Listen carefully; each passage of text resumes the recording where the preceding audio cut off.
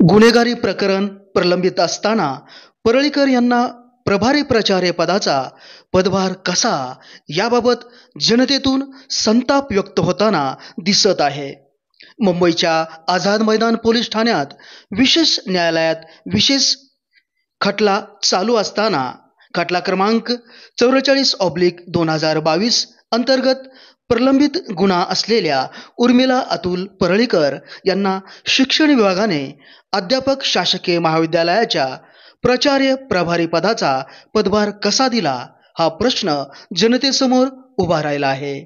परळीकर यांच्यावर IPC कलम 509 तसेच अनुसूचित जाती आणि अनुसूचित जमाती अत्याचार प्रतिबंधक कायदा 1989 अंतर्गत 3(1)R अन्वये गुन्हा दाखल आहे. अशा परिस्थितीतही त्यांना जबाबदारी दिल्याने प्रशासनाच्या भूमिकेवर संशय व्यक्त केला जात आहे.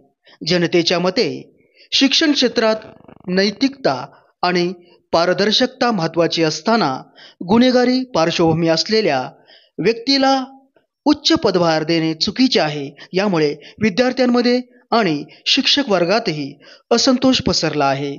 संबंधित प्रकरणात वरिष्ठ अधिकाऱ्यांनी कोणत्या आधारावर हा निर्णय घेतला, याबाबत चौकशी व्हावी अशी मागणी जोर धरत आहे.